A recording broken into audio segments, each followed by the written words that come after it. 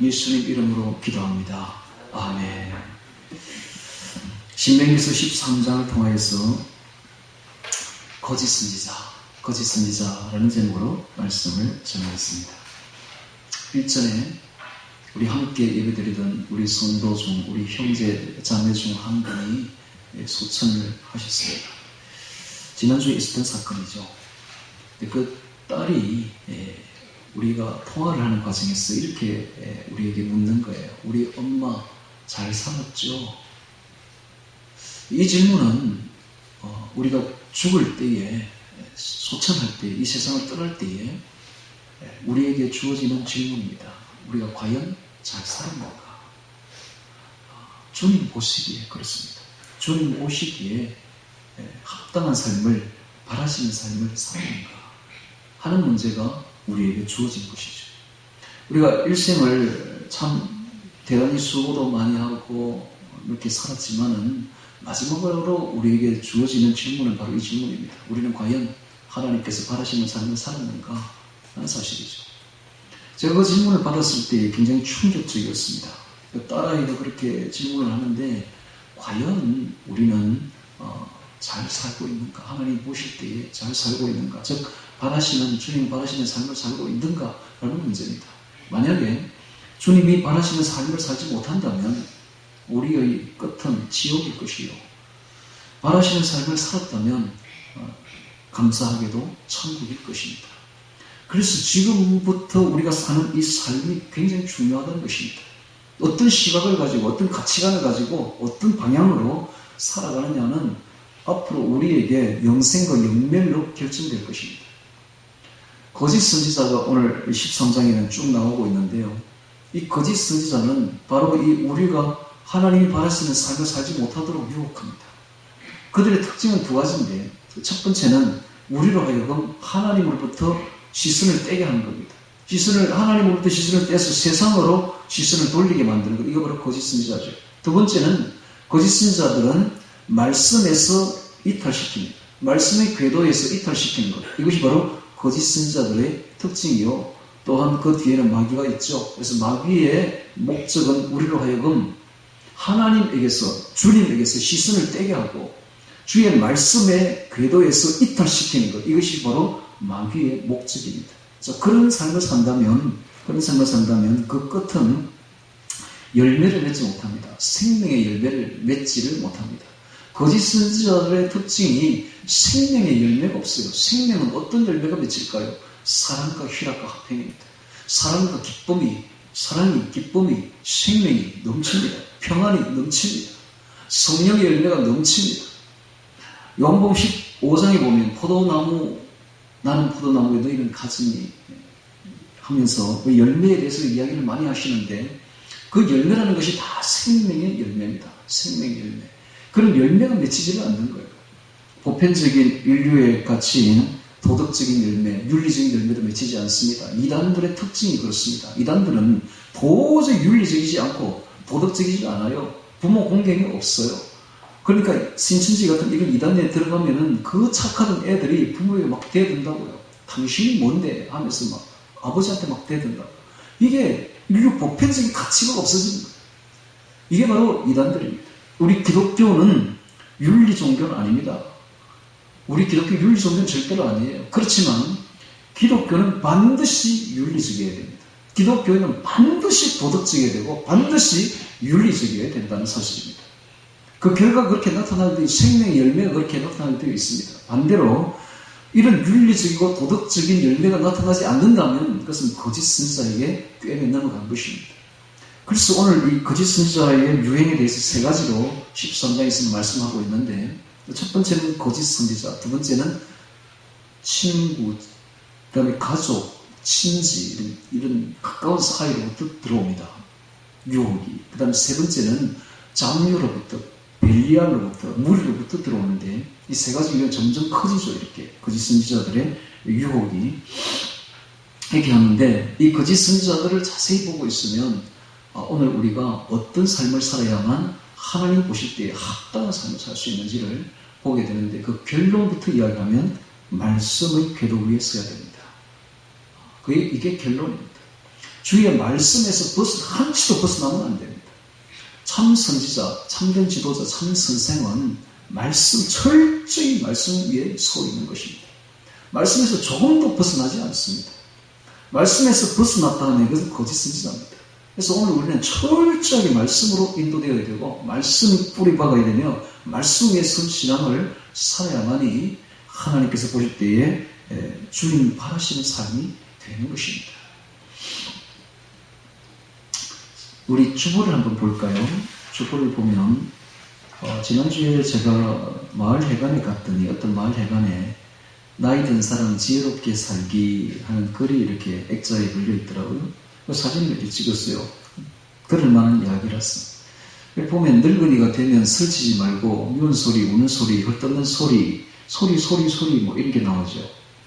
즉 나이가 들수록 잔소리 제발 하지 말라는 거죠. 말수를 줄이라는 겁니다. 이런 말들은 나이 든 사람에게 하는 말인데 나이가 들면 세상 사람들과 달라져야 된다는 이야기죠. 죽을 때가 다 돼갈수록 사람은 좀 달라져야 된다는 거예요. 욕심도 버리고 100% 줄 줄 알고 뭐 그런 이야기가 쭉 나오죠. 자, 이것은 세상 사람들이 볼 때도 나이가 들수록 뭔가 좀 달라져야 되지 않나 하는 이야기를 지금 적어놓고 있는 겁니다. 마찬가지로 우리 성도들은 더더욱 하늘나라 사람이고 하늘나라에 가야 될 사람이니까 더더욱 달라져야지. 그래서 요한복음 15장에 지금 제가 암송을 하고 있는데 요한복음 15장을 가만히 암송을 해보니까 이게 바로 주님께서 바라시는 삶이라는 사실이죠. 요한복음 15장이. 자, 거기 보면은 적어놨죠. 제가 18가지를 적어놨는데 요한복음 15장을 가만히 암송을 해보면 이런 말씀을 하고 있어요. 과실을 맺는 삶, 주님 말씀으로 깨끗해진 삶, 주님 안에 거하는 삶, 가지가 포도나무에 붙어있는 삶, 주님 말씀이 우리 안에 거하는 삶, 과실을 많이 맺는 삶. 이 과실이라는 게 아까도 이야기했던 생명의 과실입니다. 주님의 사랑 안에 거하는 삶, 주님의 계명을 지키는 삶, 주님의 기쁨으로 충만한 삶, 서로 사랑하라는 주님의 계명대로 사는 삶. 이게 주님의 계명이 다른 것이 아니라 서로 사랑하랍니다. 이 서로 사랑하라는 주님의 계명대로 살게 되면 아주 윤리적이고 도덕적인 삶이 되며 또한 자기 분수를 지키는 삶이 됩니다. 분수를 넘어가지 않습니다. 절대로. 그렇죠? 자기 분수를 알고 자기 분수를 지키는 삶을 이렇게 온유 겸손한 삶을 산다 이 말이죠. 그다음 11번째 보니까 친구를 위하여 목숨을 버리는 최고 사랑의 삶. 그리하여 주님과 친구 되는 종이 아니라 이때부터는 하나님의 종이 아니라 주님과 친구가 되는 그런 삶을 살게 됩니다. 주님은 친구에게 아무것도 숨기지 않습니다. 다 하나님께 받은 것을 다 말해주듯이 주님과 친구가 되면 주님의 모든 것을 알게 되죠.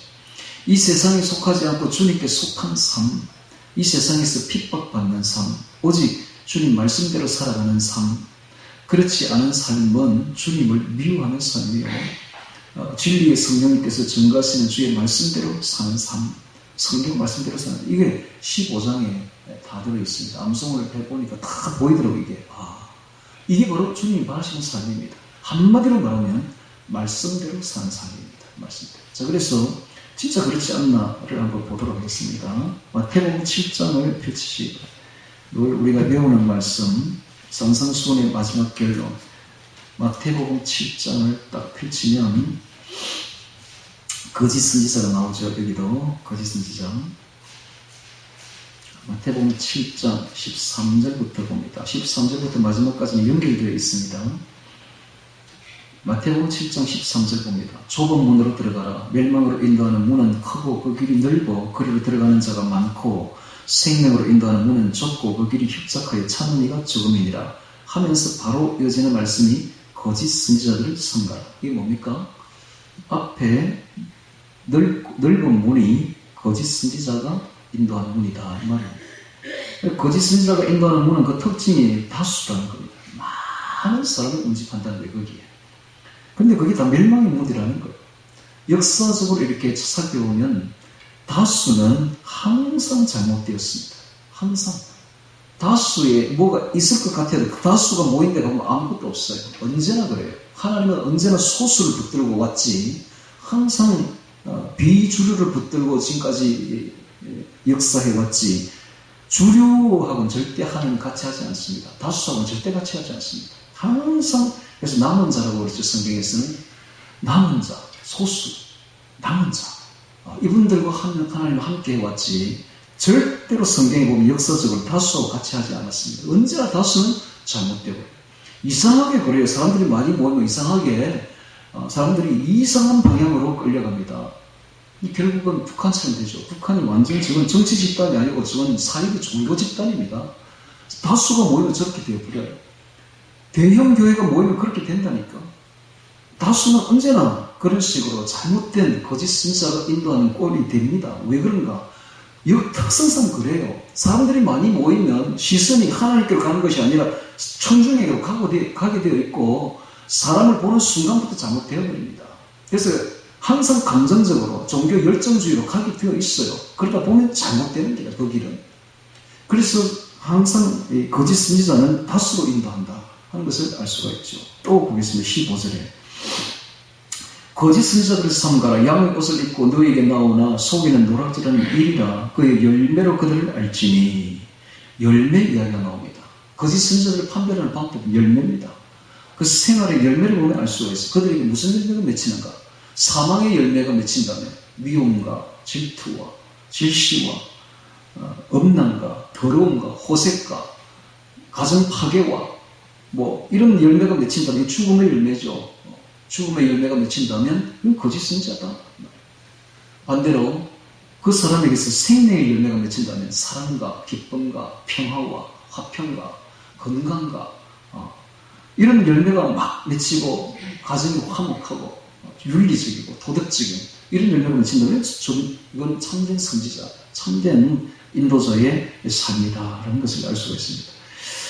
그래서 이렇게 보면 16절에 보면 그의 열매로 그들을 알지니 가시나무에서 포도를 엉국에서 무화과를 따겠는가. 이와 같이 좋은 나무마다 아름다운 열매를 맺고 못된 나무가 나쁜 열매를 맺나니 좋은 나무가 결코 나쁜 열매를 맺을 수 없고 못된 나무가 결단코 아름다운 열매를 맺을 수가 없느니라. 왜냐하면 뿌리가 그리 박혀있기 때문에. 그러니까 뿌리대로 맺히게 되어 있습니다.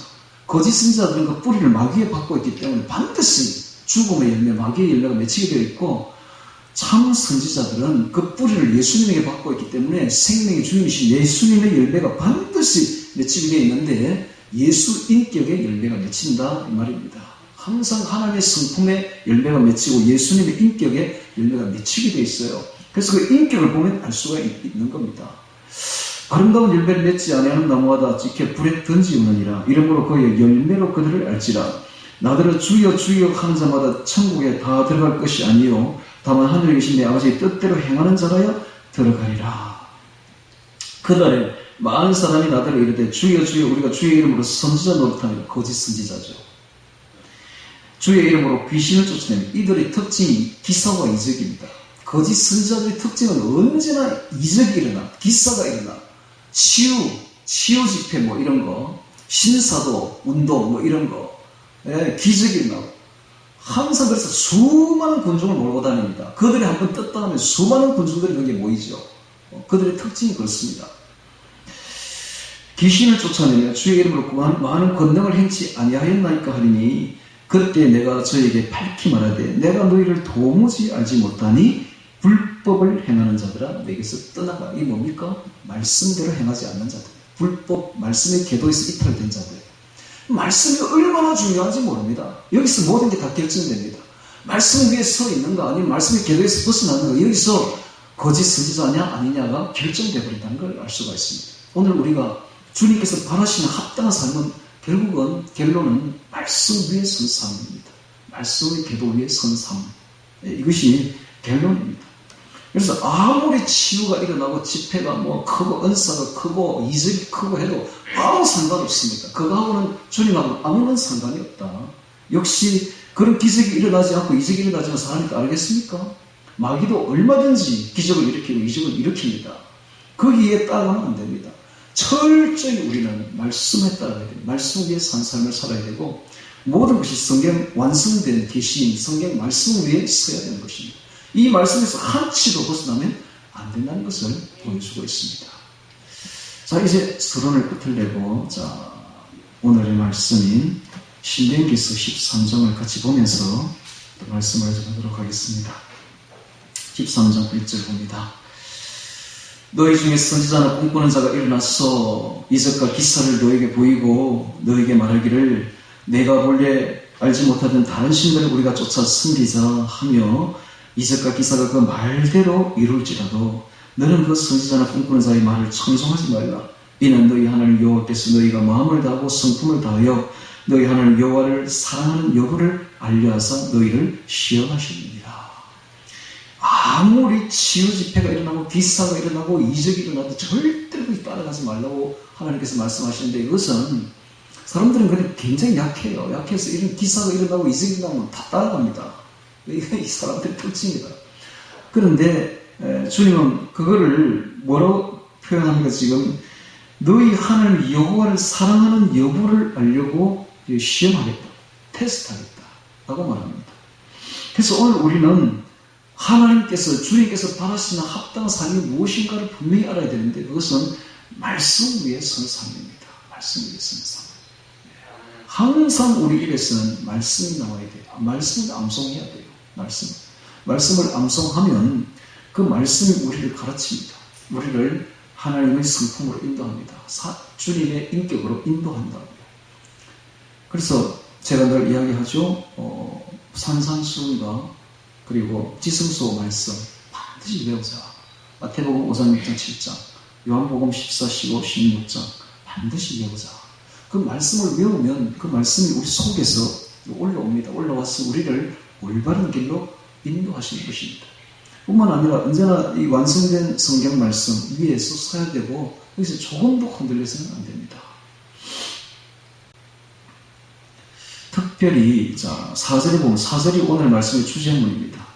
너희는 너희 하나님 여호와를 순종하며 그를 경외하여 하며 그 명령을 지키며 그 목소리를 청종하며 그를 섬기며 그에게 부정하고. 이것이 오늘의 주제문이죠. 즉 주님께서 바라시는 삶이 무엇인가? 말씀 위에 선 삶이다. 철저하게 주의 말씀 위에 선 삶을 살아야 된다. 명령, 그 목소리 다 말씀이죠. 주의 음성, 요한복음에 특히 나오는 이런 음성들은 직접적인, 복음서에 나오는 음성들은 직접적인 예수님의 음성입니다. 그 예수님의 음성을 우리가 외워버리면 예수님이 우리 안에 들어오셔서 말씀하시는 거예요. 얼마나 좋습니까? 말씀을 암송하면 바로 예수님이 직접 들어오신다고. 예수님과 함께 거하는 삶을 살게 됩니다. 얼마나 좋습니까? 그래서 말씀 암송해야 됩니다. 말씀을 암송하기 힘든 분들은 그냥 읽으면 돼요. 계속 한 10번, 20번, 30번 똑같은 말을 계속 암송하고자 하는 마음을 가지고 읽으면 언젠가는 외워집니다. 그래서 다른 방법이 없어요. 왕도가 없어요. 계속 읽으면 돼요. 15장, 요한복음 15장 같은 경우에 이번에 제가 외웠는데 어떻게 외우는가 하면 이걸 세 부분으로 등분을 해요. 그래서 첫 3일은 첫 부분만 3분의 1만 외우는 거예요. 계속 외우는 거예요. 계속 읽으면 돼요. 계속 보고, 시간만 나면 보고, 누워서도 보고, 일어나서도 보고, 계속 어디서든지 시간만 짬만 나면 그거 보고 외우는 거예요. 그 다음에 이제 그게 됐다 싶으면 이제 두 번째 단락에 대해서 3분의 2 부분을 보고, 나머지 3분의 3 부분을 그렇게 외우면 나중에 연결이 됩니다. 한 번 외운 건 잘 안 까먹어요. 한 번 딱 입력이 되면 그 뒤는 금방 외워집니다. 그래서 15장을 무리 없이 다 외울 수가 있습니다. 14장, 15장, 16장 지성소 말씀이에요. 이것은 일반인들에게 주는 말씀이 아니에요. 이것은 예수님이 가장 사랑하는 예수님의 친구들에게, 예수님의 신부들에게 주시는 음성입니다. 누구 외우면 주의 신부가 됩니다. 그러니까 꼭 외우시기 바랍니다. 그 외우는 과정에서 우리는 너무 많은 걸 깨닫게 됩니다. 주의 인격을 깨닫게 되고, 주의 성품을 깨닫게 되고, 주의 사랑의 그 음성을 깨닫게 되면서 세상에서 가장 중요한 것이 사랑이라는 걸 깨닫게 됩니다. 기독교인의 특징이 어디 있는가? 서로 사랑하라 했습니다. 이런 인격의 열매가 맺히지 않으면 거짓 선지자의 게임에 넘어간 거지. 말씀 위에 서게 되면 반드시 사람이 윤리적이 되고 도덕적이 되며 사랑이 충만한 사람이 되게 되어 있습니다. 기독교인이 되어가지고 사랑이 없다면 그 기독교는 아닙니다.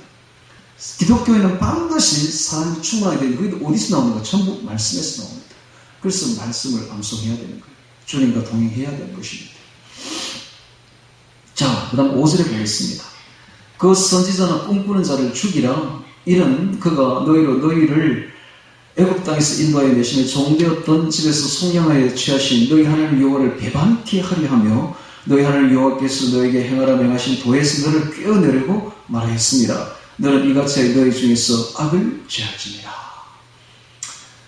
보통 그 이단들의 그 원조들이 어떻게 이단이 시작되느냐 하면은 자기의 영적 개인적인 주관적인 체험을 가지고 그걸 일반화하고 원리화합니다. 그래서 통일교에 가면은 원리 강론이라는 책이 있어요. 성경하고 맞먹습니다. 그들은 성경보다 그 원리 강론을 더 중시한다고. 이게 문선메이가 받았던 자기 주관적인 영적 체험을 적어 놓은 거를 그걸 원리라고 말을 하는 거예요. 여기서부터 이단이 되는 거예요. 꿈도 마찬가지예요. 꿈은 개꿈에 불과합니다. 여러분, 꿈에 대해서는 조금도 가치를 부여하면 안 됩니다.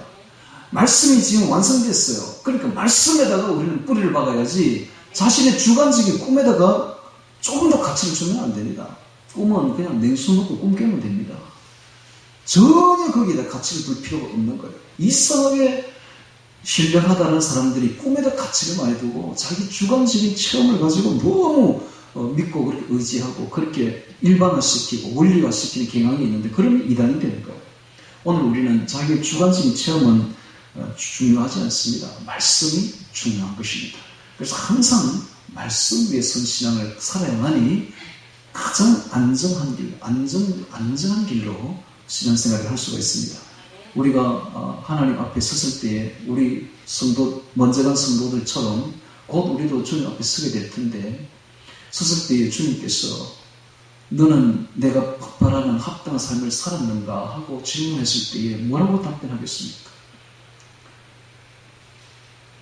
어제는 강둑을 걷는데 별이 진짜 잘 보이더라고요. 처음에는 구름이 많이 끼어가지고 구름이 요새는 뭉게구름 같아. 무슨 여름철처럼 뭉게구름처럼 막 멋있게 서양 하늘을 수놓으면서 일어났는데 그래서 그 구름 때문에 잘 보이지는 않았는데 이제 한 바퀴를 돌고 돌아오는 과정에서 보니까 그 구름 사이로 별들을 너무 잘 보이게 하시는데 그 속에서 별들을 보면서 주님께서 저에게 이런 말씀을 하셨습니다.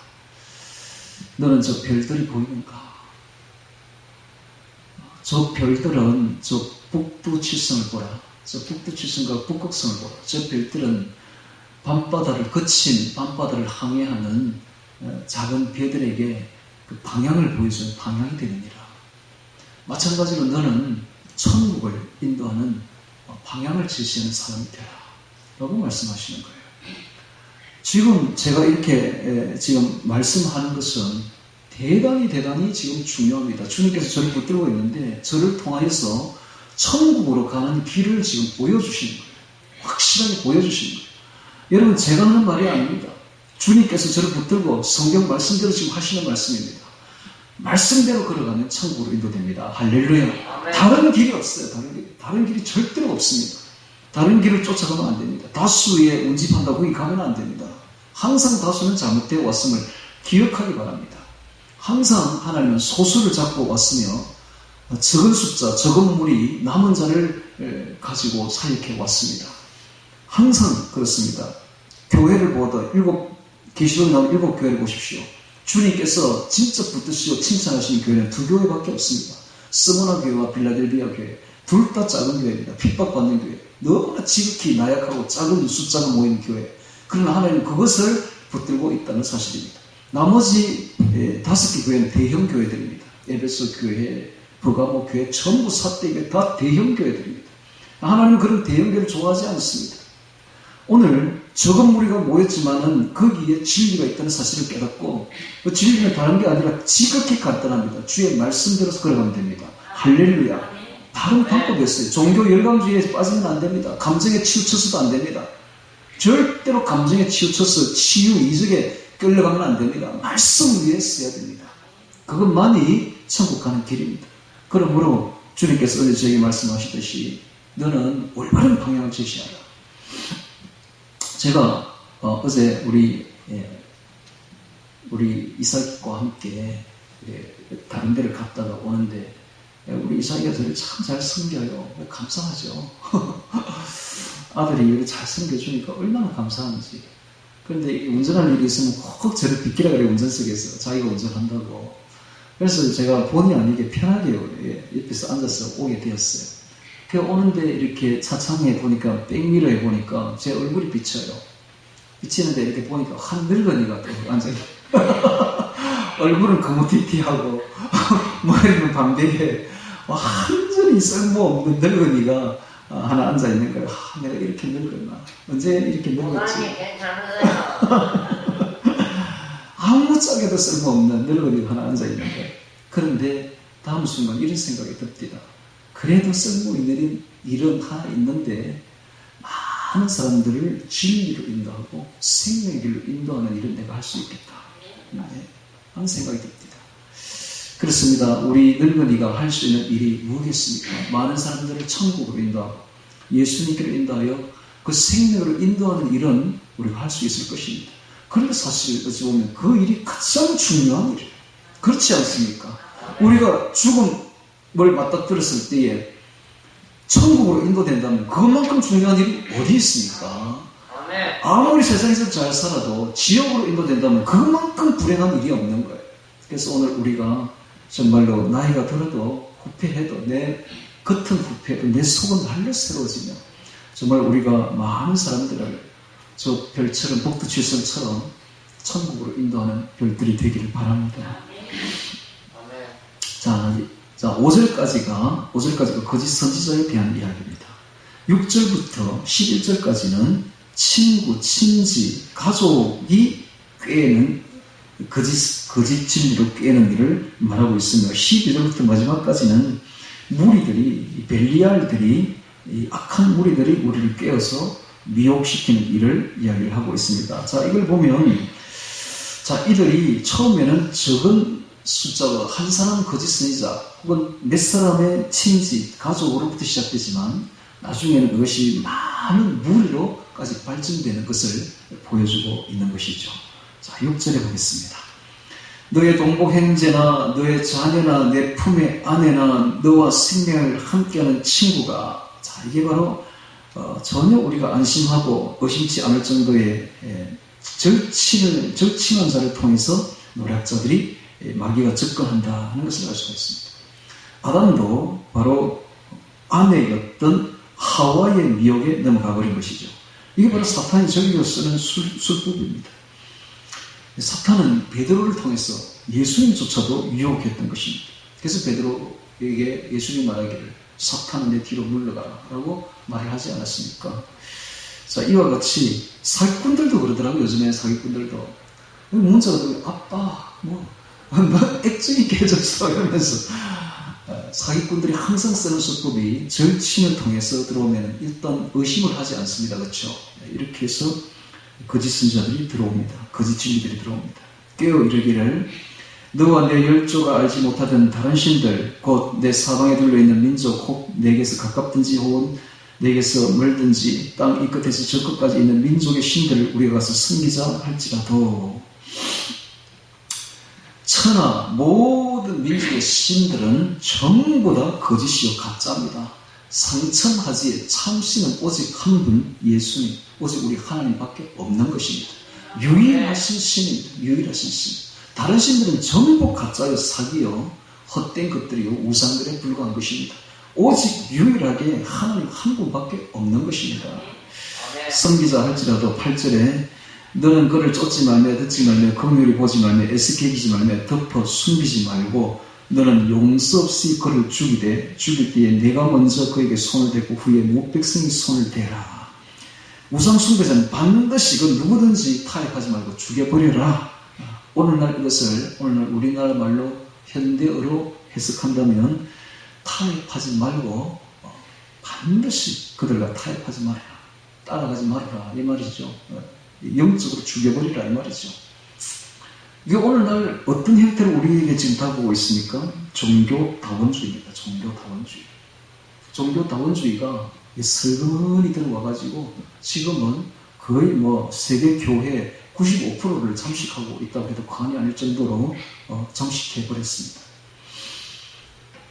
그럴 때 오늘 우리는 그들과 친하다고 좋은 게 좋다면서 그들과 손잡을 것입니까? 그들과 교류할 것입니까? 절대로 그랬으면 안 돼요. 단호하게 잘라야 되고, 진리 문제에서는 타협이 있을 수 없고 양보도 있을 수가 없는 겁니다.